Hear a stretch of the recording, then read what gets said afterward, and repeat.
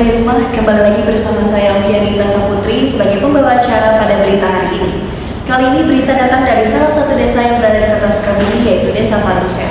Desa Panusea merupakan desa yang memiliki koordinasi baik dengan masyarakat dalam pengimplementasian proyek yang dimiliki untuk pembangunan Desa Panusea ke arah yang lebih baik. Selain itu, kelembagaan Desa Panusea selalu menyertakan peran masyarakat dalam pengambilan keputusan untuk tujuan pembangunan infrastruktur di wilayah tersebut. Kelembagaan Desa Panusea juga merupakan desa yang memperhatikan kelestarian budaya di wilayah tersebut. Untuk informasi lebih lanjut, saat ini saya sudah terhubung dengan reporter Anindya Zakira. Kepada Anindya, apakah sudah terhubung dengan studio? Baik Alfiani, terima kasih. Selamat siang pemirsa. Saya kali ini sedang berada di Desa Panusea. Kali ini saya sedang bersama Kepala Desa yaitu Bapak Muhammad Munir. Selamat siang Bapak. Ya, siang Teteh. Ya, kali ini izinkan saya untuk berbincang kepada Bapak mengenai kelembagaan desa dinamis dan budaya adaptif. Baik Bapak, saya ingin menanyakan, di sini siapa sih yang memimpin kelembagaan desa dan bagaimana peran mereka dalam mendukung pencapaian kelembagaan di desa ini? Terima kasih Anindya ya atas pertanyaannya. Untuk pemimpin atau ketua kelembagaan memang kita dipilih dari tokoh masyarakat atau warga desa Panusea juga, itu melalui pemilihan yang biasanya kita adakan setiap periode gitu ya, seperti hanya kelembagaan desa PKK, kemudian BPD ya, PMD, terus Karang Taruna, BUMDes, RT dan RW pun itu memang kita secara kepemimpinan itu dipilih dari warga masyarakat desa Panusea juga gitu ya. Karena kenapa harus warga desa kita? Biar mereka memahami secara mungkin historis desa ya, terus karakteristik di kewilayahan dan warga gitu ya. Jadi ketika mereka sudah paham kan tinggal enak nanti ke depannya itu. Oke, baik Bapak.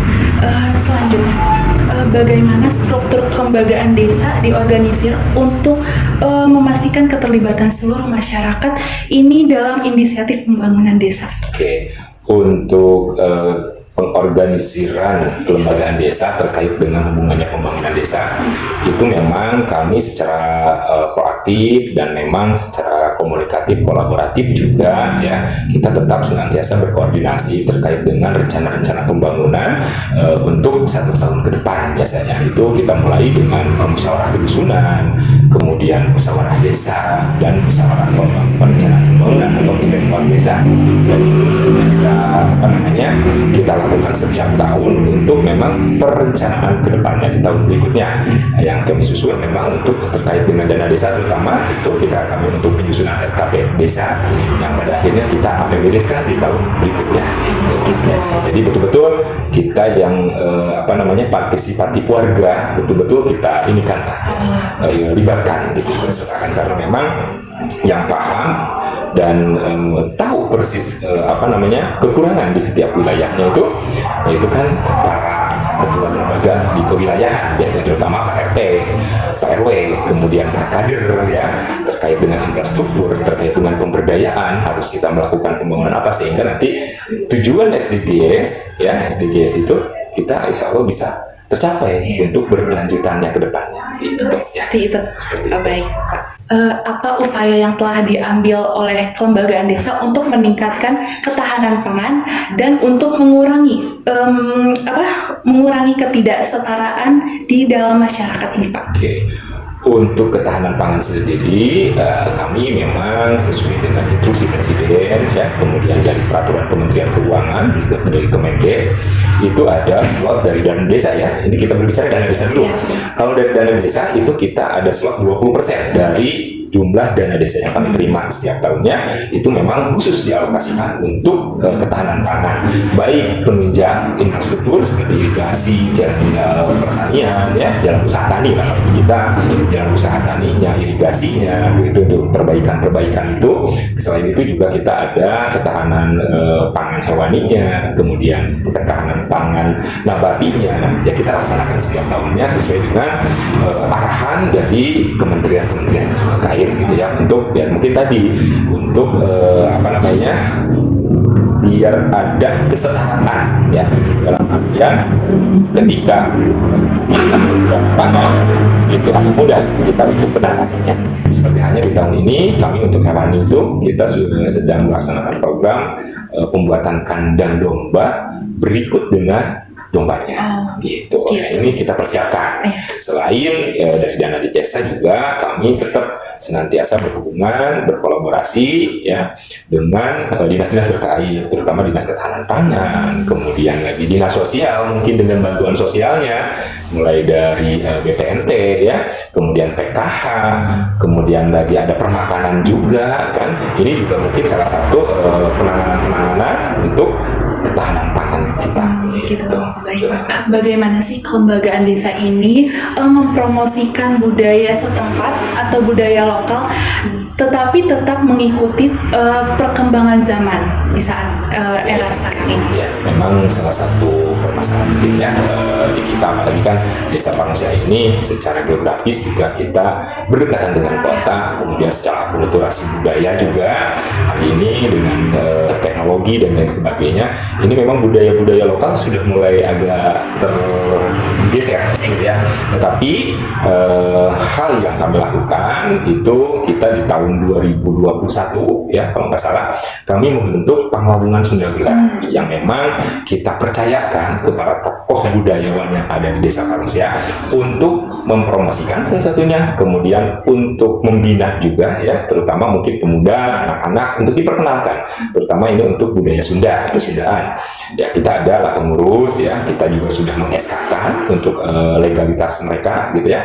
Jadi Panglabungan Sunda Gelar inilah yang kami dari pemerintahan desa berikan mandat untuk membina dan mengembangkan budaya, terutama budaya Sunda yang ada di Desa Parungsia ya. Gitu. Tapi kalau secara spesifikasi, mungkin kalau di apa namanya kayak di Bali misalkan ada tarian kecak dan sebagainya. Kalau di kita masih yang notabene karena tadi ya secara geografis juga kita berdekatan dengan kota, akulturasi budaya paling ya kita jaipongan, pencak silat, kambing ya, kacapit suling gitu ya, seperti itulah. Kemudian debus juga kita jaga gitu ya, mungkin seperti itu. Baik, seperti itu. Berarti budaya masih kental ya, masih lumayan dijaga. Kami jaga, iya, masih ya, dijaga. biar anak-anak, terutama anak-anak dan para pemuda ini tidak kehilangan identitas. Karena kan budaya ini adalah identitas. Selain itu juga budaya-budaya mungkin apa namanya yang untuk norma-norma kehidupan ya, gitu, aturan-aturan dan sebagainya, tetap kita berkolaborasi dengan para tokoh masyarakat, dengan para alim ulama, bagaimana caranya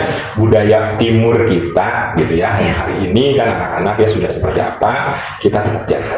Selain kita juga sosialisasikan terkait budaya Indonesia. Iya, baik. Ini mungkin pertanyaan terakhir ya Pak.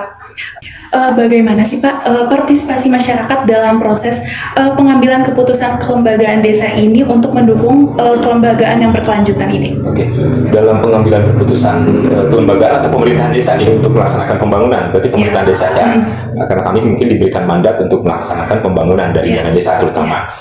Tadi disampaikan di depan, kita libatkan warga masyarakat, ya sudah tentu mungkin tidak semua warga masyarakat, tetapi perwakilan dari warga masyarakat seperti tokoh agama, tokoh pemuda, tokoh wanita, kemudian Pak RT, Pak RW dari kelembagaan desanya sendiri, LPM, PD, dan semuanya, juga mungkin UPT yang ada di sekitar kecamatan, ya seperti halnya UPT Daldu, UPT UPT Kesehatan ya, atau Puskesmas. Kemudian lagi UPT Pendidikan, kami libatkan, kami undang, juga dinas-dinas terkait kami undang ketika kami melaksanakan musyawarah desa.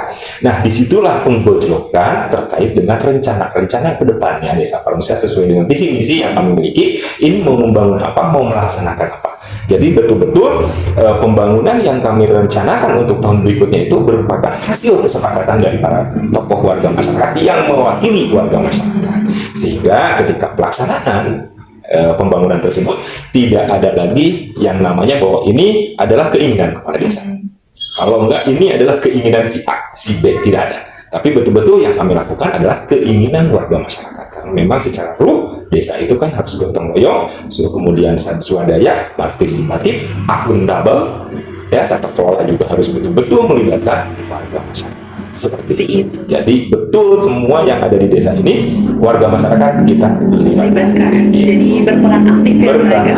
termasuk ibu-ibunya juga mungkin diwakili kader-kader di segala gender ya, libatkan gender kita juga libatkan, bahkan ada beberapa di lembaga desa juga kami libatkan perempuan, RT kami juga ada perempuan, tapi kalau RT belum ada. Oh, seperti itu.